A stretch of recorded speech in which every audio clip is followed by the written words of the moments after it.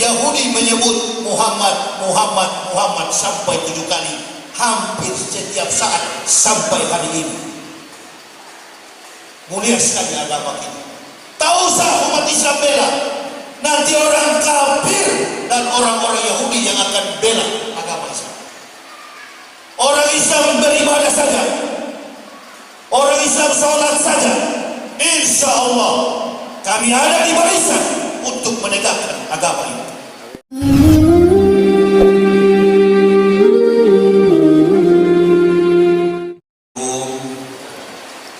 Warahmatullahi wabarakatuh.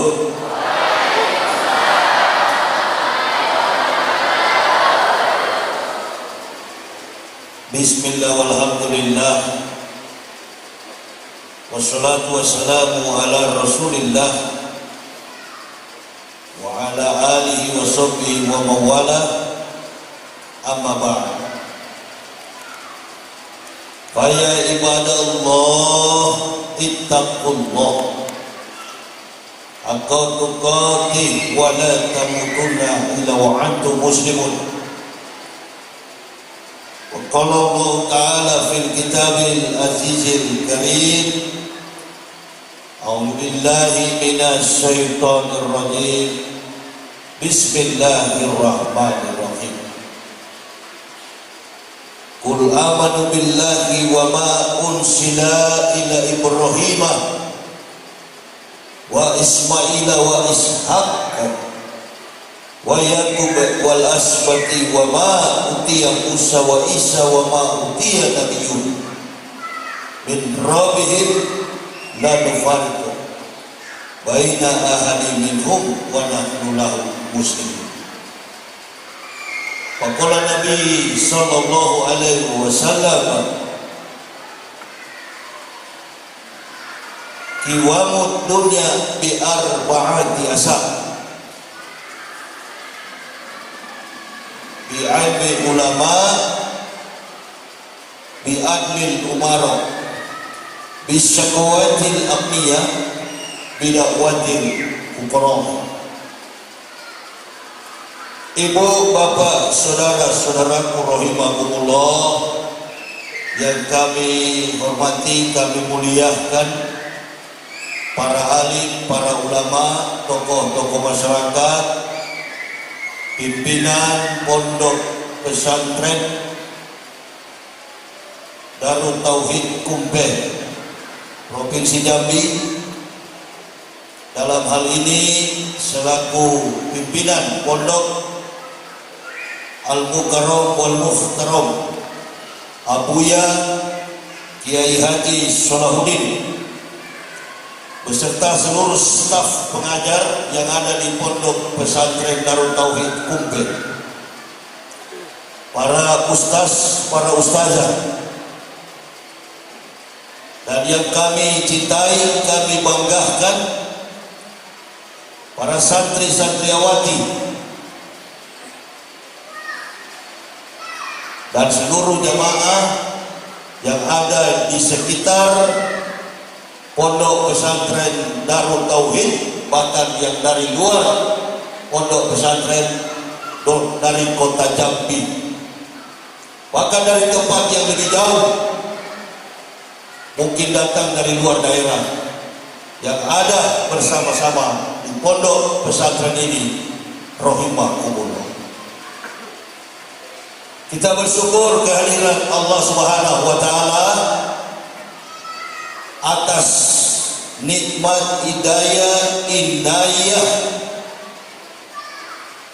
yang diberikan oleh Allah Subhanahu wa taala.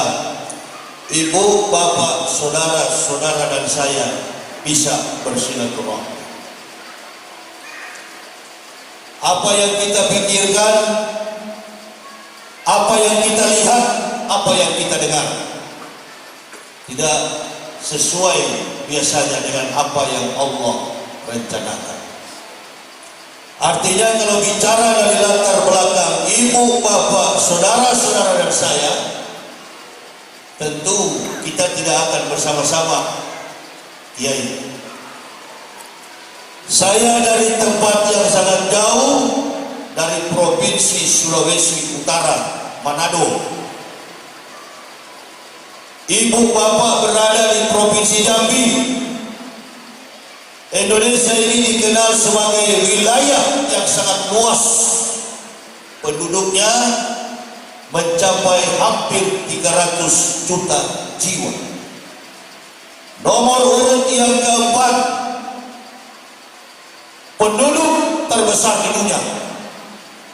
Yang pertama adalah China, yang kedua India, yang ketiga Amerika, dan yang keempat Indonesia. Mayoritas penduduk Indonesia ini 98% beragama Islam. Saya dan keluarga bukan dari agama Islam. Sudah diperkenalkan, sudah disampaikan oleh kiai, oleh pimpinan pondok, latar belakang kehidupan kami sekeluarga bukan dari background Islam. Inilah nikmat kita bangsa Indonesia, beragam suku, kaum, budaya, adat istiadat, dan bahasa-bahasa daerah. Bahkan dalam perbedaan agama, Indonesia ini kaya dengan hal itu. Tetapi oleh limpahan nikmat hidayah yang Allah berikan, ibu, bapak, saudara dan saya tadinya berbeda, tadinya tidak dekat, bahkan tadinya kita bermusuhan secara akidah. Terjadi ambivalence, pertentangan perasaan, pertentangan dalam aspek teologis. Kemudian Allah satukan kita dalam satu keluarga besar yang disebut dengan ukhuwah Islamiyah. Sedikit banyaknya beliau tadi telah menyampaikan latar belakang saya, pendidikan saya, dan kemudian spesialisasi ilmu yang saya tempuh. Kalau kiai menghadirkan Ustadz Abdul Somad di tempat ini atau ustadz-ustadz yang lain, kompetensi mereka memang di bidang Quran dan hadis. Jadi mereka disebut sebagai ulama, mereka disebut sebagai mubalik, mereka disebut sebagai tokoh di dalam agama Islam. Beda dengan kehadiran kami. Kami hadir dari agama lain, kami masuk dalam agama Islam. Dan ibu bapak perlu tahu, kami masuk Islam bukan orang Islam yang meyakinkan. Sekali lagi saya mau terangkan kepada ibu bapak, kami masuk Islam bukan atas keterangan orang Islam. Jadi kami tidak pernah berdebat, kami tidak pernah berdialog terkait unsur ketuhanan antara dua agama, Kristen dan Islam. Lalu apa yang mendasari kami sekeluarga masuk Islam? Mayyahdillahu fahuwal muhtadin wa mayudlil faulaika humul khasirun. Kata Allah, barang siapa yang kami beri petunjuk, maka mereka adalah muhtadin, orang yang mendapat petunjuk. Barang siapa, kata Allah, yang kami sesatkan, maka mereka adalah orang-orang yang sesat. Ini ibu bapak perlu garis bawahi. Orang yang masuk Islam karena dia diberi petunjuk. Saya sudah hampir seminggu berada di pesantren Kumpe. Saya banyak berdialog dengan beliau, Abu Ila, pimpinan Pondok Pesantren Kiai Haji Salahuddin. Banyak kami bertukar pikiran, baik dalam konteks antropologi linguistik, dalam konteks teologis, bahkan dalam problematika pergeseran nilai-nilai spiritual. Beliau mengatakan kepada saya, Ustaz, orang masuk Islam itu bukan karena dorongan makhluk, kata beliau. Paman Nabi SAW, Abdul Muttalib, beliau sampai wafat tidak mengucapkan La ilaha illallah.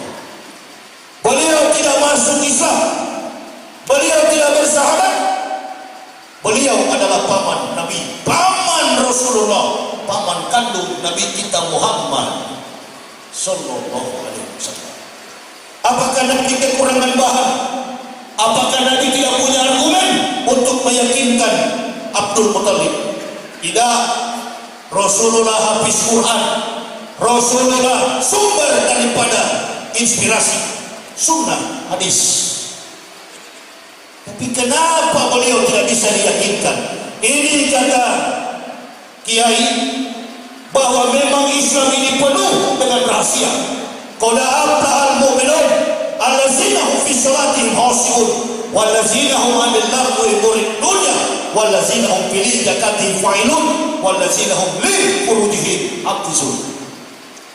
Beruntunglah orang-orang yang beriman. Berarti orang yang masuk Islam adalah orang-orang yang beruntung. Terkait dengan keberuntungan orang yang masuk Islam, tentu Islam itu mempunyai beberapa kriteria. Kriteria dimaksud yang pertama adalah orang yang mendapat hidayah, Allah lebihkan mereka, dan mereka dikenal sebagai manusia-manusia yang mempunyai intelijensi di atas rata-rata. Tidak ada orang yang diberi petunjuk oleh Allah orang bodoh, orang kafir yang bodoh, orang kafir yang tidak memahami. Laqad anzalna ayatin mubayyinatin wallahu yahdi may yasha'u ila siratin mustaqim. Jadi kalau orang tidak mengerti isi Quran, insya Allah dia tidak akan mungkin mendapat hidayah dari Allah. Makanya ibu bapak perhatikan, buka semua lembar sejarah orang-orang kafir yang masuk Islam. Jarang di antara mereka, bahkan tidak ada di antara mereka orang-orang bodoh. Kebanyakan mereka mengkomparasikan, merelevansikan ketajaman intelektual mereka dengan apa yang tertulis dalam kitabullah Al-Quranul Karim. Ini ibu bapak. Faktor yang kedua, orang masuk Islam itu mempunyai tantangan kehidupan secara dietary. Dietary itu Kiai mesti saya jelaskan. Dietary itu adalah aspek makanan, aspek minuman, apa yang kita makan, apa yang kita minum. Di dalam Islam, sesuatu yang kita makan diatur mengandung kehalalan. Sementara orang-orang kafir tak mampu meninggalkan barang makanan yang haram. Saya pengalaman ibu bapak saudara-saudaraku rahimakumullah, dan punya kemampuan di dalam ilmu teologi religion. Teologi religion ini teologi agama-agama. Saya kuasai betul sejarah tiga agama. Sejarah perjalanan tiga agama. Yang pertama Yudaisme. Yudaisme ini adalah agama Yahudi. Kiai kalau mau tahu, agama Yahudi itu secara dietary dari aspek makanan, dari aspek minuman, dari aspek tentang kesucian secara fisik, insya Allah orang Yahudi itu sama dengan orang Islam. Bahkan mohon maaf, orang Yahudi kalau ada anaknya atau istrinya yang sedang haid, yang sedang mens, mereka tidak boleh tinggal di dalam rumah. Kenapa mereka tidak boleh tinggal di dalam rumah? Karena bagi agama Yudaisme, orang yang haid, jangankan darahnya, uapnya orang yang haid dianggap najis. Itu Yahudi punya agama. Namanya Yudaisme, kitabnya adalah Talmud. Talmud, bukan Taurat. Taurat itu tidak ada kitabnya, Kiai. Taurat itu adalah 2 loh batu yang kembar, 5 and 5, the 10 commandments to the Israel descendants. 10 perintah yang Allah berikan kepada bangsa biadab Bani Israel. Ini Nabi Muhammad belum datang, ya, masih jauh. Orang Yahudi disunat sama dengan umat Islam. Hari yang ke-8, setiap anak bayi yang baru dilahirkan, orang Yahudi menyunat, mengkitan. Saya 2 hari lalu diundang Kiai kemarin pagi untuk menghadiri seorang ponakan Kiai yang potong rambut. Kalau di agama Kristen, orang sekecil sebayi yang baru dilahirkan dibawa ke dalam gereja, dibaptis. Agama Kristen bukan agama Yahudi. Orang Yahudi mengambil sehelai kain, mengambil rambut mereka dan menimbang di dalam ukuran dirham, emas. Sama dengan agama Islam. Tapi bagi orang Yahudi 8 hari langsung dikitan, disunat. Makanya dalam kitab Kristen diterangkan Lukas pasal 2 ayat 21, pada hari yang ke-8 anak itu disunat, diberi nama Yesus. Jadi Nabi Isa itu disunat pada hari yang ke-8. Ini adat istiadat keagamaan orang Yahudi sampai hari ini. Saya tahu persis. Karena memang kompetensi saya di bidang filsafat untuk menjiwai 3 agama. Kemudian ada aturan tentang najis. Di Israel, setiap orang ketemu anjing, hewan anjing harus dirajam dengan batu, karena anjing bagi orang Yahudi dianggap najis. Yang pertama. Yang kedua, apabila jumpa wanita berzina, wanita melakukan percabulan, atau wanita hamil tanpa suami, rajam dengan batu. Dan yang ketiga, bertemu orang kusta di gua-gua batu, rajam dengan batu. Karena yang hamil tanpa suami, karena yang berzina dan orang-orang kusta dianggap oleh agama Yahudi adalah najis. Sampai kita kepada agama Kristen. Agama Kristen ini tidak ada hubungan dengan agama Yahudi. Ibu bapak, saya kira semua yang hadir ini mayoritas mempunyai handphone. Saya masuk Islam 11 Oktober tahun 2006. Ini belum ada itu Kiai, belum ada YouTube. Saya sering berdakwah keliling Indonesia. Saya mengatakan orang Yahudi sering menyebut nama Nabi Muhammad. Ada tembok ratapan. Tembok ratapan itu adalah tempat orang Yahudi meminta doa. Adonai Jismur kami kulra Yesemor eknak setami korra Adonai Jismorka kaufo eka me'ata we'at olamim hit komantakim dakolama Muhammadin sampai 7 kali. Apa kata orang Kristen di Indonesia? Yahya itu pembohong. Ini sekarang direkam. Insya Allah masukkan ke dalam YouTube. Sekarang ini apa yang saya katakan ada di dalam YouTube.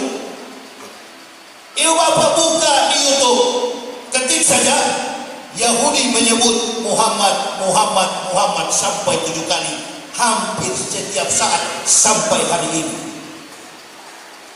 Mulia sekali agama kita. Tak usah umat Islam bela, nanti orang kafir dan orang-orang Yahudi yang akan bela agama Islam. Orang Islam beribadah saja, orang Islam sholat saja, insya Allah kami ada di barisan untuk menegakkan agama ini. Karena kami masuk Islam ini bukan cari hidup. Saya masuk Islam ini bukan cari makan. Saya masuk Islam ini bukan cari pekerjaan. Tidak. Saya dan keluarga dulu-dulunya sudah punya pekerjaan. Dan kami digaji oleh Stuttgart, Jerman. Kami tinggalkan itu demi cinta kepada agama yang benar. Mengapa kami masuk Islam? Kami tahu besok kami akan kembali ke rahmatullah. Kami akan pulang. Iqra kita bakafa bin nafsikal yauma alaika hasiban. Kami akan mempertanggungjawabkan semua amal perbuatan kami. Mana ada agama di dunia ini yang menerangkan sedetail itu bahwa semua manusia wa kula insanin alzamnahu ta'ira fi uluki wa nukhriju lahu yaumal qiyamati kitaban yalqahu mansura. Iqra kitabaka binafsikal yauma alaika hasiban. Terkapar di pelataran kiamat bagi seorang terdakwa di hadapan hakim akan ditanya sekecil apapun perbuatan kita. Hanya agama Islam yang mampu mencatat teori itu. Orang Yahudi tahu agama Islam ini benar. Tanya orang Yahudi, apa agama Kristen? Orang Yahudi akan menjawab, itu agama orang-orang yang tidak berakal. Bukan saya yang bilang. Sekarang dunia internet buka. Ibu bapak Pak Kiai, maaf, tembok ratapan itu panjang, dibangun oleh salah seorang nabi, Sulaiman bin Daud. Panjang tembok ratapan itu, Bait Sulaiman itu, kalau di Kristen Bait Solomon. Bait Solomon panjangnya 585 meter. Sekarang Bait Sulaiman itu atau tembok ratapan itu mixable tinggal 60 meter. Disitulah orang Yahudi meratap.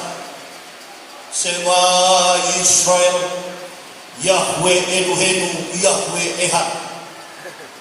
Dengarlah Israel, Tuhanmu adalah Yahweh dan Yahweh itu Ehad. Ehad itu bahasa Ibraninya Esa.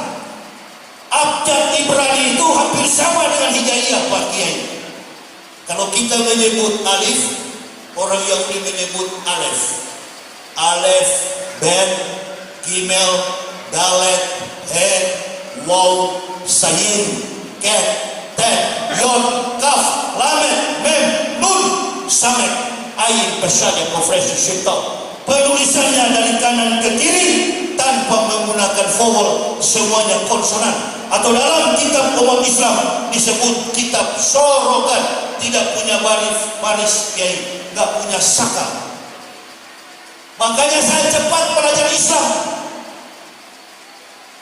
Saya sudah baca dari saya pendeta 8 tahun saya belum masuk Islam. Saya tutup buka Al-Quran itu.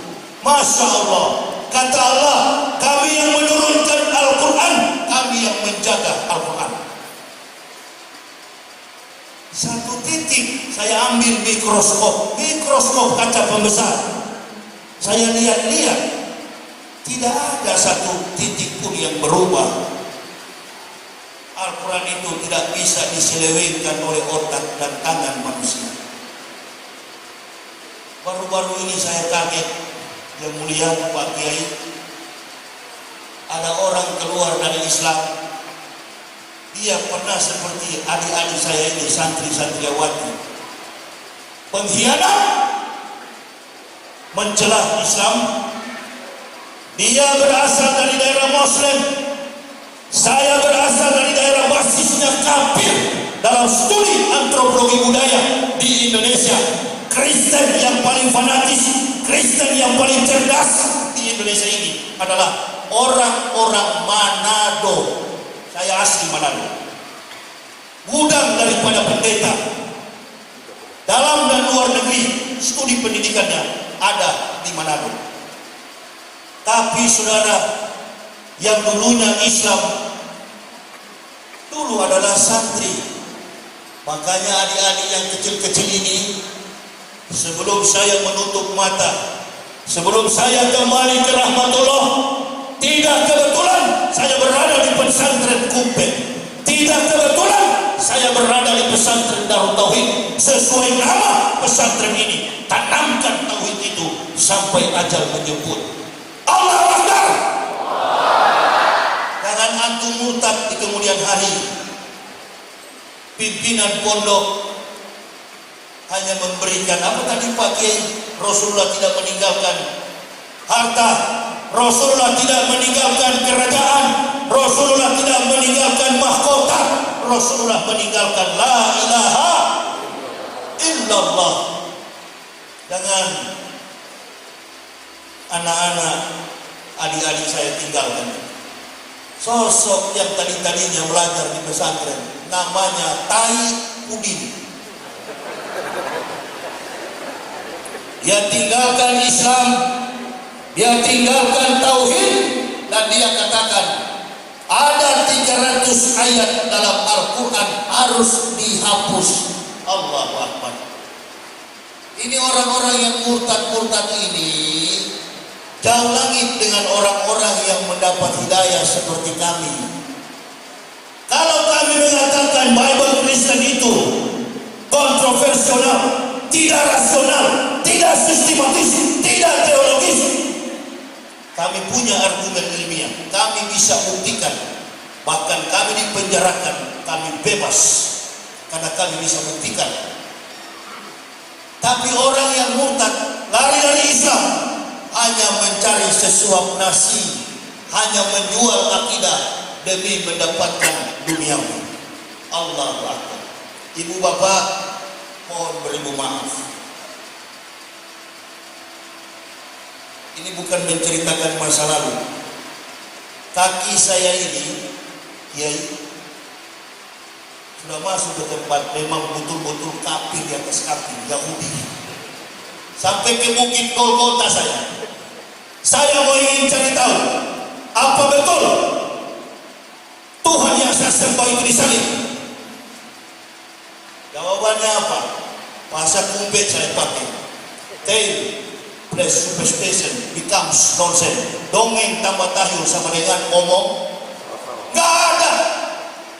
Kalau betul Yesus disalib, orang yang pertama kali, negara yang pertama kali menjadi Kristen adalah Yahudi. Bukan Belanda, bukan Jerman, bukan Yunani, bukan Itali, bukan Vatikan. Pertama kali yang beragama Kristen adalah orang Yahudi. Tapi Yahudi agamanya Yudaisme. Begini ibu bapak, cara menerangkan Islam itu. Bukan berdiri di atas orang banyak, saya masuk Islam karena Tuhan saya dulu disalib.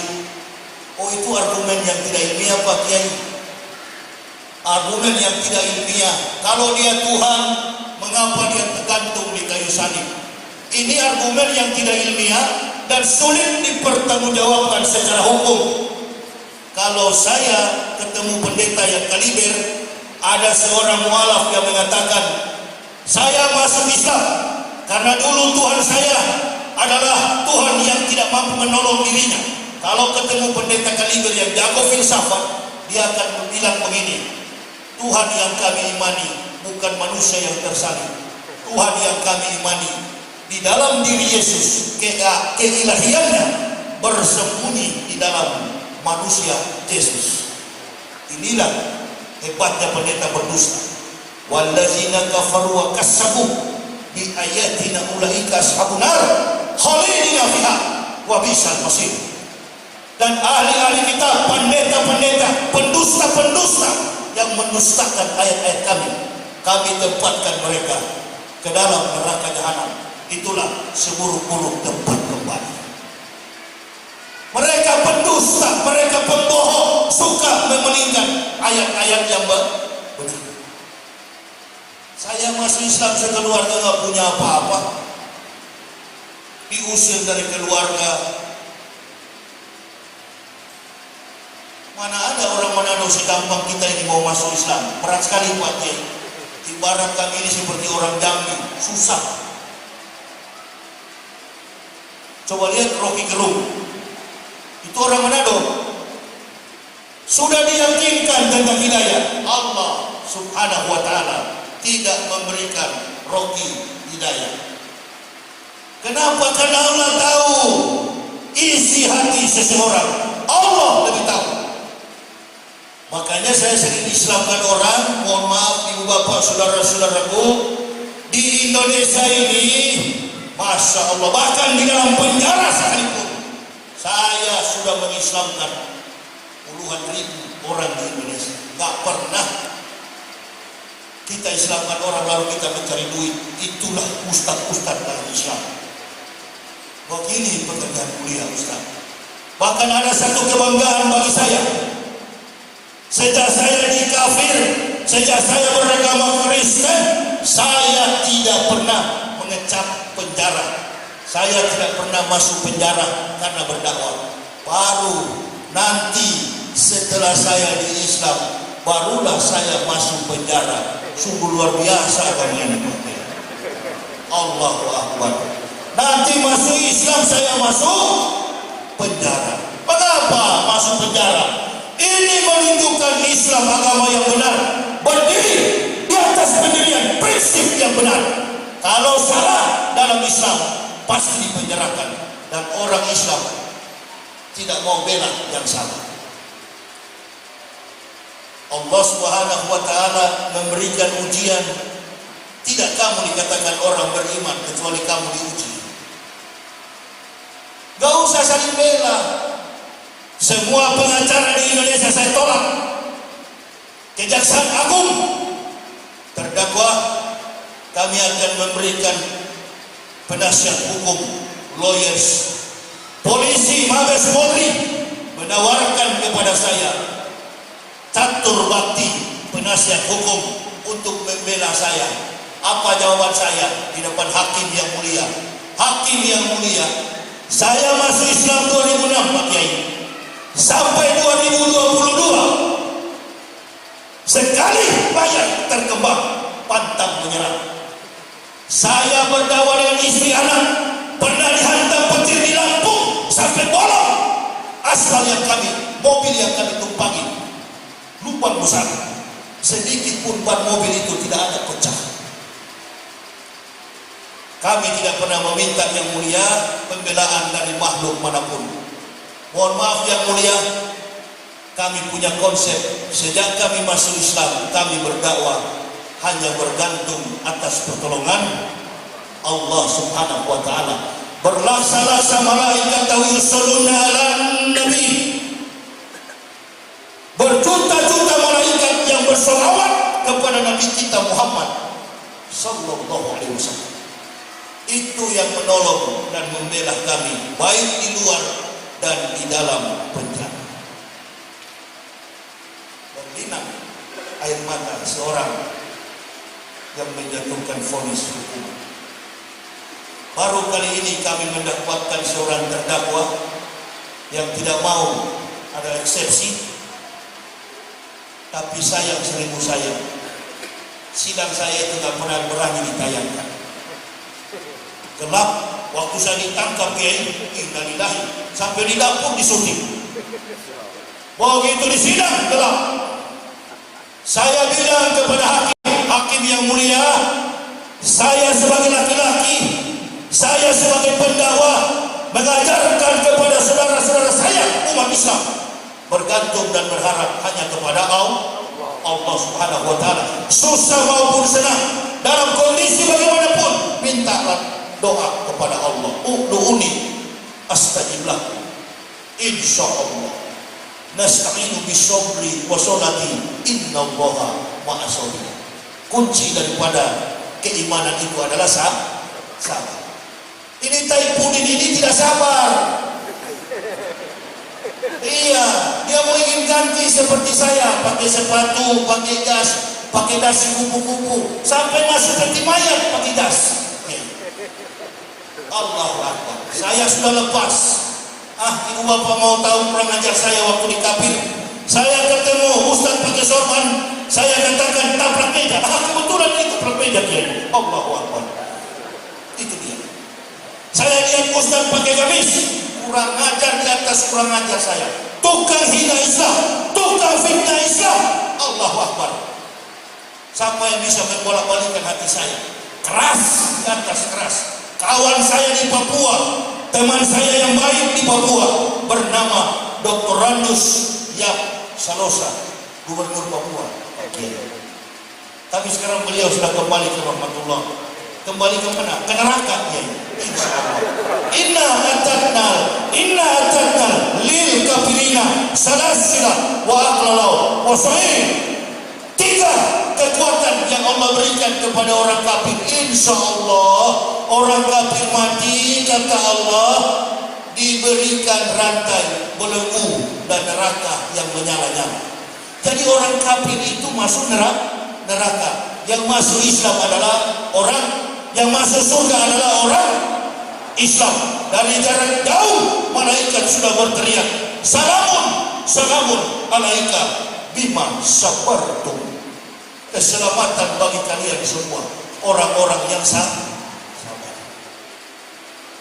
Luar biasa kalau tauhid ini. Pesantren yang tidak mau terkontaminasi dengan politik, bajingan-bajingan yang ingin memimpin bangsa ini. Allahu Akbar. Ada kiai yang di Jakarta sudah tua sekali, Sukron Makmun. Jangan berikan jabatan kepada para penjahat, karena negara kita ini banyak pejabat berhati penjahat dan banyak penjahat yang menjadi pejabat. Ini dia. Orang-orang kafir jadi kuat. Perhatikan yang terjadi sekarang. Allahu Akbar. Islam jangan coba-coba diganggu. Ulama jangan dicubit. Para habaib, para kiai, para buya, para ustaz, para mubalik, jangan coba-coba kalian sakiti, jangan kalian penjarakan. Awas. Apalagi negara kita ini dalam mubahalah doa umat Islam. Habis Yahudi pun paling takut. Kafir walan tartu al yahud wala nasro hatta tatabi'a milatahu. Yahudi dan Nasrani paling takut sekali doa umat Islam. Takbir umat Islam. Allahu Akbar. Itu yang mereka takut sekali. Nah, sementara ini banyak kita ustaz-ustaz tiara. Kalau beliau ini memang pencetak para ustaz. Kami berdua, saya kiai duduk di sana. Kebetulan mohon maaf ibu bapak, saya di pesantren ini sedang proses penyembuhan penyakit. Saya terbuka kepada kiai. Ibu bapak kalau mau tahu, saya ini sebenarnya sudah tidak hidup, sudah mati saya. Istri saya sudah ceritakan semuanya. Bagaimana saya keluar penjara 4 hari 4 malam, saya tak bisa bicara. Lidah saya masuk ke dalam. Saya diuji oleh Allah. Pikiran saya kacau. Saya berkeliling di kompleks. Anak istri saya sudah menangis. Hanya 2. Kalau nggak mati, gila. Dalam keadaan kurus kering. badan habis 25 kilogram saya jatuh. Dalam keadaan gemetar, sumsum saya, tulang-tulang saya keram semuanya, kesemutan. Saya bawa mobil dari Makassar, dari Jakarta ke Makassar Kiai, dari Makassar saya ke Riau, ke Jambi, Palembang, Lampung, sampai ke Islamic Center Pasir Pangarajan dalam kondisi sakit. Sedikit pun saya tidak pernah menyerah. Allah sembuhkan saya. Gak pernah saya pergi ke rumah sakit. Bahkan rumah sakit di Indonesia 14 dokter sudah menginterview saya menderita jantung berat. Hari ini saya periksa darah. Saya pikir juga dokter di Jambi akan mengatakan saya kena jantung. Ternyata jantung saya sehat. Saya bilang, apa Kiai hasil lab darah saya? Beliau katakan, Ustaz, kekurangan kalium dan Ustaz tinggi kolesterol. Bagaimana tidak mengidap kekurangan kalium? Kami di penjara di bawah tanah, Barreskrim 974 lantai ke bawah. Innalillah. Matahari tidak pernah kami lihat, siang kami tidak tahu, malam kami tidak tahu. Kami disimpan di bawah tanah.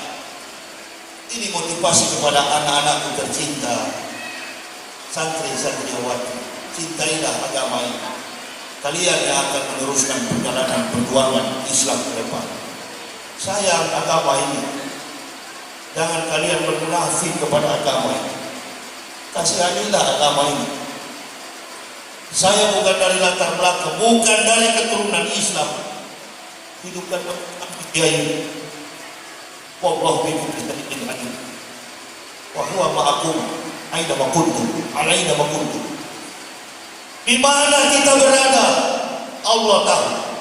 Wallahu bima ta'malun basir, kata Allah. Bahkan apa yang kita pegang, apa yang kita kerjakan, Masya Allah, gak ada yang tersembunyi.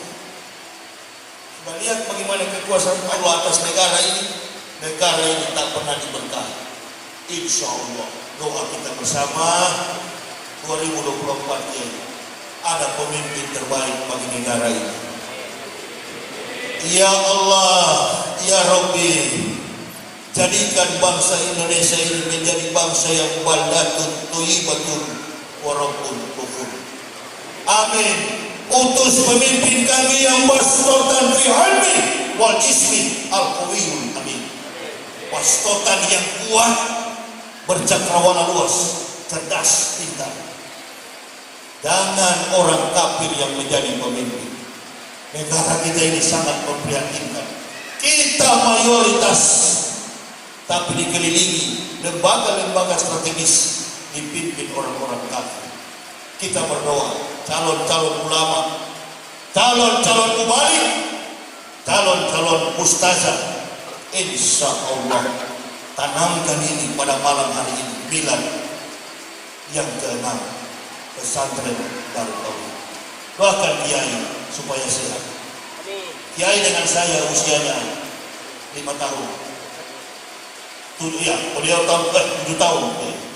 Beliau tahu kan saya 30 November 1970, beliau 77. Beliau sama dengan puas kemampuan keilmuan mereka. Lihat bagaimana Allah bikin mereka ini. Usia muda dijadikan dewasa.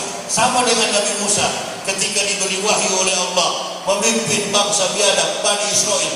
Wajah Nabi Musa, rambut Musa dijadikan putih beruban. Untuk apa? Mendewasakan mereka. Amin ya rabbal alamin. Itulah Kiai. Doakan Kiai supaya sehat walafiat. Kami dan keluarga, Ibu Bapak, jangan biarkan kami, kekuatan kami selama ini. Kami dizolimi. Kami tahu kami dizolimi. Ibu Bapak buka di YouTube. Setelah abang kami meninggal dunia, abang kami Tengku Zulkarnain, apa yang mereka katakan? Setelah Tengku Zulkarnain, giliran Yahya Waloni. Innalillahi wa ma kana li nafsin an tamuta illa bi idznillah, kita memuajalah.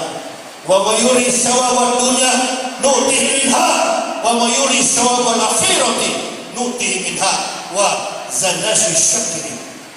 Tidak ada yang bernyawa di dunia ini akan mengalami kematian kecuali dengan izin Allah. Kita memuajalah sebagaimana waktu yang telah ditetapkan. Mau diracun, mau ditembak, kalau belum kehendak Allah. Mau digilas dengan kontainer sekalipun, kalau belum giliran kita dipanggil Allah, digilaskan. Makanya ibu bapak jangan pernah tinggalkan anak-anakku di pondok sana, di kamar tidur santri putri. Doakan, kami mendoakan Ustaz Yahya, ya Allah, dan keluarga, berikan kesehatan, berikan kekuatan, dan yang utama ya Allah, tambahkan semangat dia dalam menegakkan Islam agama kami. Pakai Ustaz Yahya ya Allah dalam sisa hidupnya untuk semakin kuat dalam menegakkan sikap agama. Tanamkan istiqomah di dalam jiwanya, tambahkan ilmu kepadanya ya Allah. Insya Allah kami akan laksanakan ini. Ikuti teladan kami. Dan satu hal, para anak-anakku dan semua jamaah yang hadir, jadilah pribadi muslim yang jujur, berprinsip. Ada satu prinsip saya, Kiai, yang memang tidak mau dari awal pertama saya masuk Islam itu, saya nggak mau berorganisasi Islam Pak Kiai. Jadi ibu bapak, anak-anakku perlu tahu, saya bukan NU, saya bukan Muhammadiyah, saya bukan Naqsabandiyah, saya bukan Al-Wasliyah. Jadi Ustaz siapa? Saya Ahlus Sunnah wal Jamaah. Innal ulama warasatul anbiya. Saya orang yang mengikuti ulama, saya orang yang mengikuti kiai. Jadi jangan kita mengukur Islam dari ukuran panjangnya jenggot, ukuran kaki celana. Di luar-luar sana Islam terpecah hanya karena pertarungan bendera organisasi Islam. Orang kunut, saya ikutan kunut. Orang tidak kunut, saya juga tidak kunut. Jadi adik-adikku, anak-anakku, silakan Pak Kiai. Ini pesantren kan bebas Pak Kiai, tidak bermazhab dia kan. Silakan. Tapi kita tetap pada jalur bahwa kita mengikuti ilmu ulama. Tertibnya dunia ini, iwamud dunia, waqala Nabi SAW, iwamud dunia bi arba'ati asar.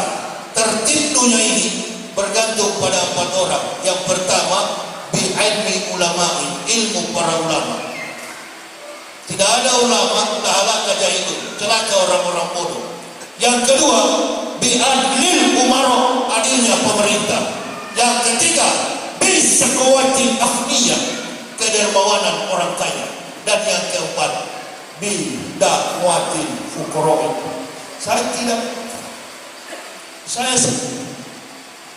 Saya pernah hidup senang Kiai. Saya sekolah pendeta di Jamin Belanda.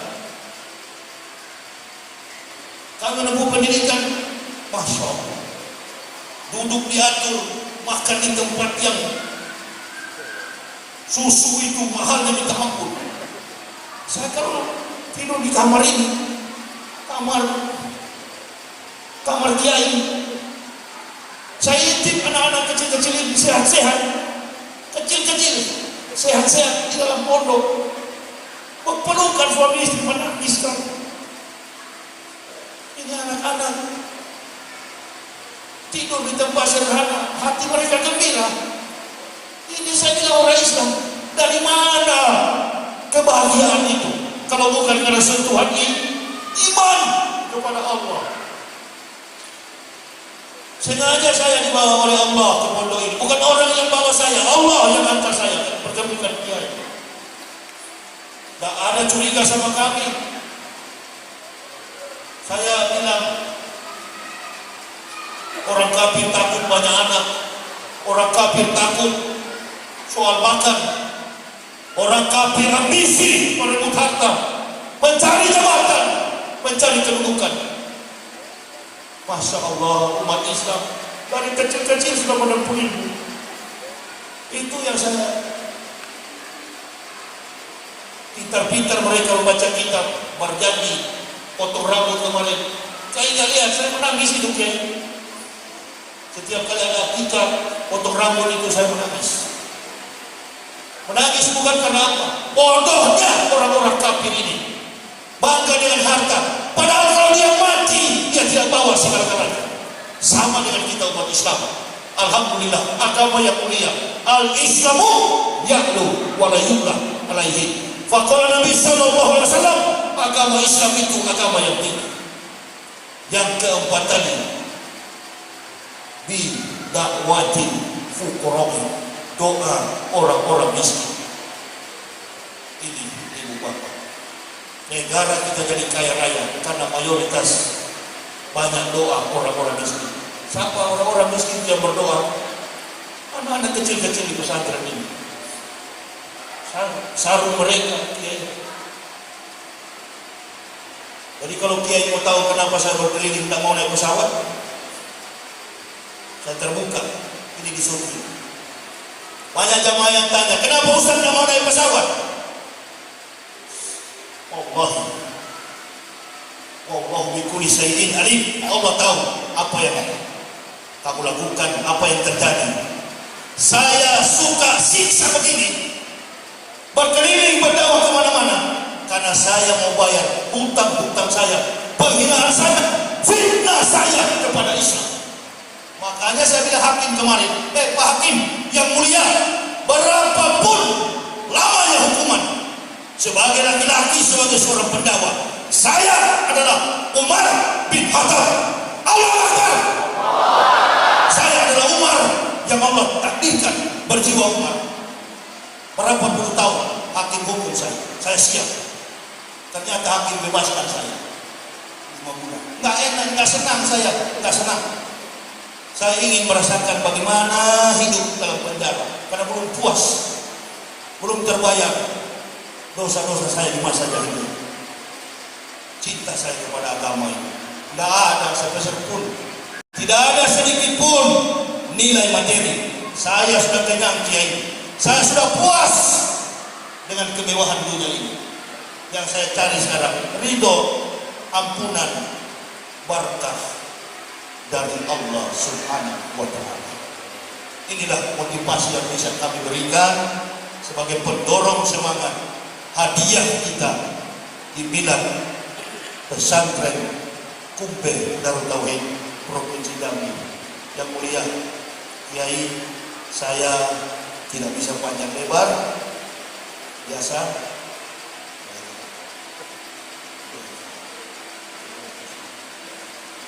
Jadi saya serahkan kepada Pak Kiai. Ibu Bapak tahu saya masih dalam proses kesehatan, sempurna, saya masih kurang sehat dan masih banyak membutuhkan nasihat dari beliau. Saya tidak seperti orang lain takabur dan merasa sombong hebat. Saya tidak puas. Saya bela apapun yang mau terjadi. Kasus 2019 saya bela UAS. Saya katakan jangan UAS yang diserang, saya siap ditangkap. Saya ditangkap demi membela kolega, demi membela sahabat.